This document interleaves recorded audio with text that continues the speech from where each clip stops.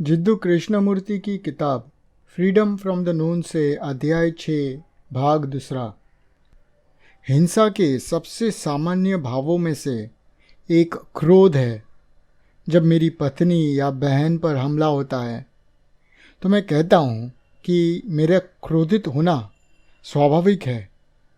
जब मेरे देश, मेरे विचारों, मेरे सिद्धांतों, मेरे जीवन के तरीके पर हमला किया जाता है, मेरा गुस्सा सही है। जब मेरी आदतों या मेरी छोटी छोटी रायों पर हमला होता है तो भी मुझे गुस्सा आता है। जब कोई मुझे परेशान करता है या मेरा अपमान करता है तो मुझे गुस्सा आता है। यदि मेरी पत्नी किसी के साथ भाग जाती है तो मुझे जलन होती है। तो यह ईर्ष्या, ये गुस्सा को धर्मी कहा जाता है, क्योंकि मेरी पत्नी मेरी संपत्ति है और यह सब गुस्सा नैतिक रूप से उचित है। लेकिन मेरे देश के लिए हत्या करना भी जायज़ है। इसीलिए जब हम बात कर रहे हैं क्रोध के बारे में, जो हिंसा का एक हिस्सा है, क्या हम अपने स्वयं के क्रोध को धर्मी और अधर्मी क्रोध के संदर्भ में देखते हैं, या ये क्रोध जो आता है हमारे झुकाव और पर्यावरण के अनुसार, या हम केवल क्रोध को देखते हैं? क्या सदाचारी क्रोध है या केवल क्रोध है? कोई अच्छा प्रभाव या बुरा प्रभाव नहीं होता है, केवल प्रभाव होता है। लेकिन जब आप किसी ऐसी चीज़ से प्रभावित होते हैं जो मुझे ठीक नहीं लगता, तो मैं इसे एक बुरा प्रभाव कहता हूँ।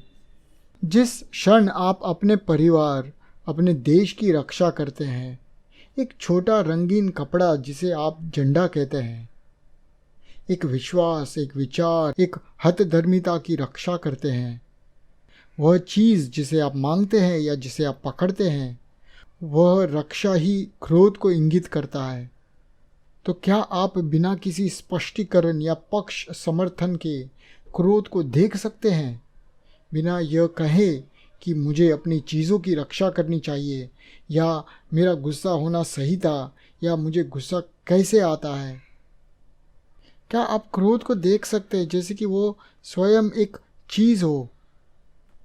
क्या आप इसे पूरी तरह से निष्पक्ष रूप से देख सकते हैं, जिसका अर्थ है ना तो इसका बचाव करना और ना ही इसकी निंदा करना? क्या आप यह कर सकते हैं? क्या मैं आपको देख सकता हूँ अगर मैं आपके प्रति विरोधी भावना रखता हूँ, या अगर मैं सोच रहा हूँ कि आप कितने अद्भुत व्यक्ति हैं? मैं आपको केवल तभी देख सकता हूँ जब मैं आपको एक निश्चित ध्यान के साथ देखता हूँ, जिसमें यह कोई भी चीज़ शामिल नहीं है। अब क्या मैं क्रोध को उसी तरह देख सकता हूँ, जिसका अर्थ है कि मैं समस्या के प्रति संवेदनशील हूँ? मैं इसका विरोध नहीं करता। मैं इस असाधारण घटना को बिना किसी प्रतिक्रिया के देख रहा हूँ। क्रोध को निष्पक्ष रूप से देखना बहुत मुश्किल है, क्योंकि यह मेरा एक हिस्सा है। लेकिन मैं यही करने की कोशिश कर रहा हूँ। अभी मैं एक हिंसक इंसान हूँ, चाहे मैं काला, भूरा, सफ़ेद या बैंगनी हूँ। मुझे इस बात से कोई सरोकार नहीं है कि क्या मुझे यह हिंसा विरासत में मिली है या समाज ने इसे मुझ में पैदा किया है। मैं सिर्फ इस बात से चिंतित हूँ कि क्या इससे मुक्त होना संभव है। हिंसा से मुक्त होना ही मेरे लिए सब कुछ है। यह मेरे लिए सेक्स, भोजन, किसी भी उपलब्धि से अधिक महत्वपूर्ण है, क्योंकि यह चीज़ मुझे भ्रष्ट कर रही है। यह मुझे नष्ट कर रहा है और दुनिया को नष्ट कर रहा है, और मैं इसे समझना चाहता हूँ। मैं इससे परे होना चाहता हूँ। दुनिया में इस सभी गुस्से और हिंसा के लिए मैं खुद को जिम्मेदार महसूस करता हूँ। मुझे लगता है कि मैं जिम्मेदार हूँ। यह सिर्फ बहुत सारे शब्द नहीं हैं, और मैं अपने आप से कहता हूँ, मैं केवल तभी कुछ कर सकता हूँ जब मैं स्वयं क्रोध से परे, हिंसा से परे, राष्ट्रीयता से परे हो सकता हूँ। और यह एहसास कि मुझे इस हिंसा को समझना चाहिए जो मेरे अंदर है, यह अपने आप में एक ज़बरदस्त जीवन शक्ति और जुनून लाता है इस खोज में। लेकिन हिंसा से परे होने के लिए मैं इसे दबा नहीं सकता, मैं इसे अस्वीकार नहीं कर सकता। मैं यह नहीं कह सकता ठीक है ये मेरा एक हिस्सा है और है तो है, या मैं इसे नहीं चाहता। मुझे इसे देखना है, मुझे इसका अध्ययन करना है, मुझे इसके साथ बहुत अंतरंग होना चाहिए। और अगर मैं इसकी निंदा करता हूँ या इसे उचित ठहराता हूँ तो मैं इसके साथ अंतरंग नहीं हो सकता। हम इसकी निंदा करते हैं और फिर हम इसे सही भी ठहराते हैं। इसीलिए मैं कह रहा हूँ कि कुछ समय के लिए इसकी निंदा करना बंद करो, इसे उचित ठहराना बंद करो। अब यदि आप हिंसा को रोकना चाहते हैं, यदि आप युद्धों को रोकना चाहते हैं, तो कितनी जीवन शक्ति आप दे सकते हैं, अपने आप का कितना दे सकते हैं इसके लिए? क्या आपके लिए यह महत्वपूर्ण नहीं है कि आपके बच्चे मारे जा रहे हैं, कि आपके बच्चे सेना में भर्ती होते हैं जहां उन्हें मानसिक और शारीरिक तकलीफ़ों से गुजरना पड़ता है? क्या आपको परवाह नहीं है? मेरे भगवान, अगर यह समझने में आपको दिलचस्पी नहीं है तो आपको किस चीज़ में दिलचस्पी है?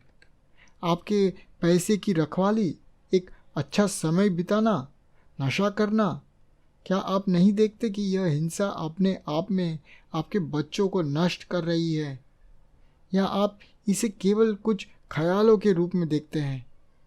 ठीक है, अगर आप रुचि रखते हैं तो आप अपने पूरे दिल और दिमाग के साथ मिलकर इसका पता लगाएं।